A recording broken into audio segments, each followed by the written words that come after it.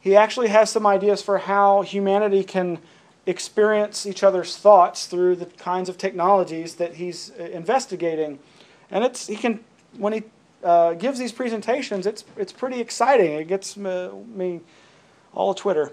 But again, it's when he reduces it all to fantasy, basically, and doesn't attribute anything significant to it that I lose interest. But the other area that he pioneered on this side of the pond in North America was this idea he put forth in a book called Space-Time Transients and Unusual Events, where he correlated all manner of strange encounters, from UFO sightings to the discovery of anomalous archaeological finds. He correlated these to fault lines.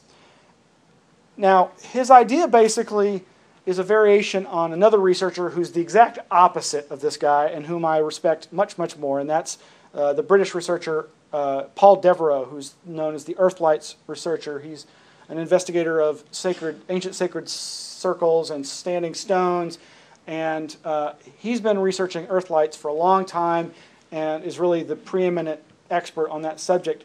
And he puts forth a lot of the same ideas, that there is a geocentric aspect to these phenomena, that they seem to be generated by Earth energies, and that those energies interact with human consciousness in a way that seems to trigger these experiences. Now, he's open to the possibility that there's something more than just hallucination at work there, whereas, again, Michael Persinger's just convinced it's purely fantasy. But we'll come back to Devereux and Persinger a little later. Another idea that has interesting implications for the UFO phenomena is the idea of doorway amnesia. Now, this is something that a lot of abduction researchers and UFO skeptics noticed in the reports of abductees and close encounter witnesses who described being taken onto the crafts and having these things done to them. And that is basically that more often than not, they don't ever describe actually going into the craft or coming out of it.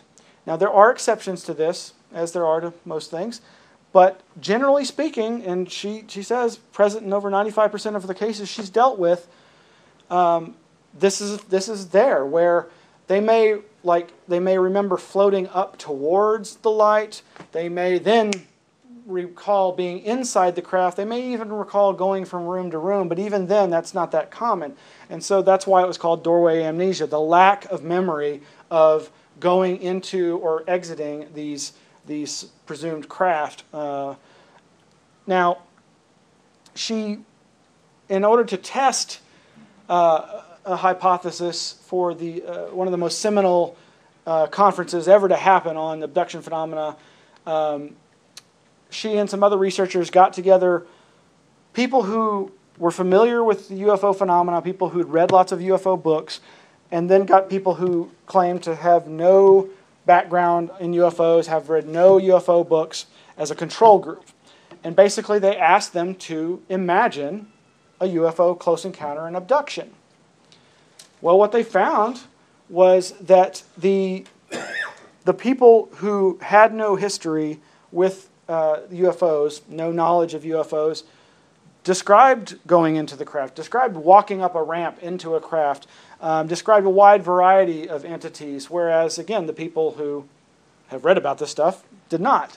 Now, it's not the most definitive study to ever be done. You know, I'm sure many a person could criticize it on a number of different levels. But again, it did seem to suggest that if you are arguing that these are fantasies, that then it would seem that that wouldn't be a recurring theme that everybody would omit. Jenny Reynolds is another person who I think is one of the most important researchers on UFOs. She's from England, and she's kind of like Brad Steiger. She's written a ton of books, including a really interesting one called Time Storms that has relevance to UFO phenomena, but is seemingly something distinctly different. Now, the strangeness factor of these phenomena is something that a lot of people don't really think about in terms of how it's going to affect the reporting of them. And of course, it was, once again, Jacques Vallee back in the 1970s with his book Invisible College, where he put forth what he called his Hilltop UFO curve. And he basically designated 7 strangeness categories that went from not very strange at all, the perception of like a point of light, a firefly, a ball of light, to the mid-range about witnessing the landing of an apparent craft, level 5 actually seeing an occupant, on up to level 7 where there's a reality gap, that there's something about their description of the event that just seems to totally violate our ideas about the nature of reality. And then he started contemplating, well, how likely is it that these people are going to report these experiences? And so he did this chart on the right there, where on along the bottom axis, you've got the strangeness categories from 1 to 7, and along the left side, who the person would report, the number of reports out of 10 sightings that might occur as a result of this. And so because of the shape, he calls it the Hilltop curve. And down at the bottom, he shows the ranges of who people are likely to report these things to, and and then below that, who's likely to gather the data. So as you can see, right in the middle, the majority of the strange encounters are going to be gathered by, I can barely read that, newspapers and amateur organizations.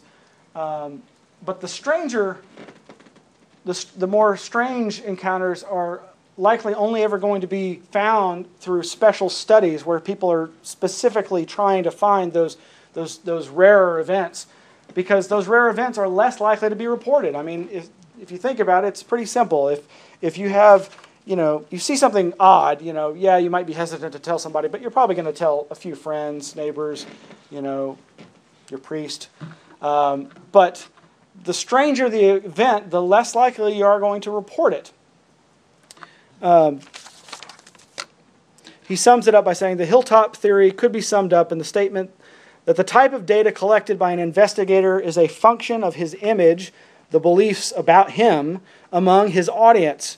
It implies that scientists can only obtain a certain type of data, a biased sample. Similarly, the military and the amateur groups each perceive a different angle of the entire phenomenon.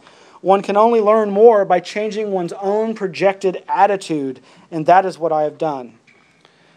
Now, along these same lines, I saw Vallee speak in 1992 in Albuquerque, New Mexico at the MUFON UFO conference.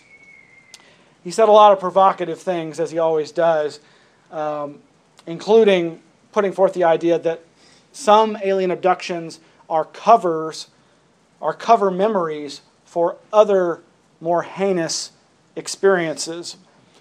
But one of the things that he said is he'd gotten numerous letters from abductees who had worked with some of the biggest names in the alien abduction field. Now, he didn't name those names, but it seemed pretty obvious to me that he was speaking of people like Bud Hopkins and David Jacobs.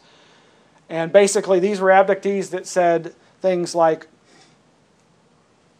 all of those aspects of my encounters that didn't fit this researcher's preconceived ideas were suppressed and rejected. And this goes to this Hilltop theory that there's going to be, in some ways, from both perspectives, that the researchers investigating these phenomena are going to likely exclude those things that don't fit their theory, which isn't good science.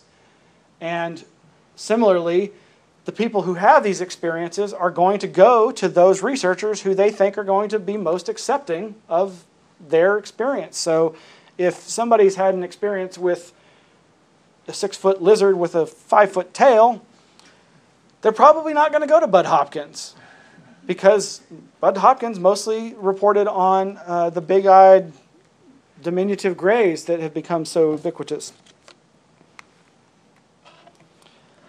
Now, one of my other favorite UFO people is kind of an interesting antidote to Jacques Vallee. Vallee, in some ways, comes across as hardcore scientist, and yet he's criticized by other hardcore scientists as being more of a paranormalist because of his ideas about the nature of the phenomenon. But Terence McKenna, yes, one of his most famous quotes, "I think this alien intelligence is something so bizarre that it actually masquerades as an extraterrestrial so as not to alarm us by the true implications."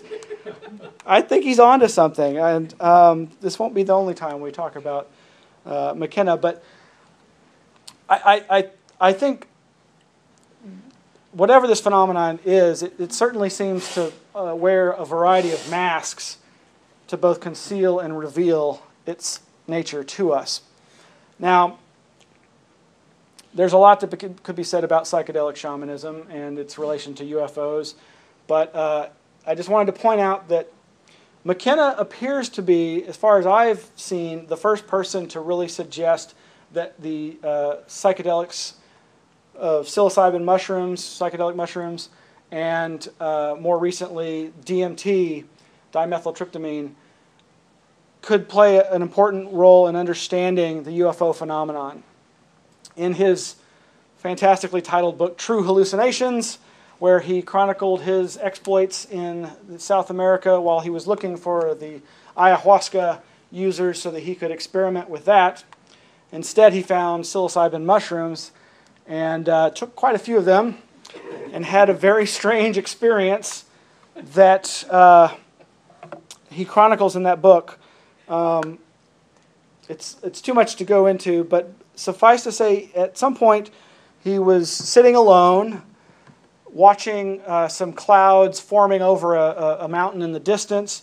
The clouds formed an elongated cigar-like shape, and then out of the clouds was ejected a gleaming object that, as it got closer and closer to him, he started perceiving as something that he knew could not be real, because he recognized it as that famous metal flying saucer that the contactee George Adamski saw. Now, whatever you want to think about the contactees like George Adamski and Truman Bethurum and the others, it's been pretty well proven that a lot of their photographs were fake, and especially the ones that are the most famous of contactee George Adamski's. So here's this guy on psychedelics who, as he says, can be trusted with his ability to discern what's hallucination and what's not because he's taken so many in the past, sees this cloud cigar, which is a classic type of UFO that's seen, that often do eject UFOs, that thus give the cloud cigar its name as a mothership. This metallic craft starts flying towards him, and it's getting closer, and he, like I said, he recognizes it as something that can't be true because he knows those kinds of craft are just the stuff of hoaxes. And it proceeds to fly over him. He hears a very science fiction-y sound, and he's thinking, no one's going to believe me. Here I am by myself on psychedelic mushrooms. Now, McKenna was prone to all manner of speculation. He was a trickster himself. He loved to spin yarns, most of which I think he believed on some level, but none of which he said were absolutely the truth, but which he would be able to often convince people was the truth. And one of those ideas was that the mushroom had spoken to him in one of these psychedelic reveries and told him that it was an extraterrestrial.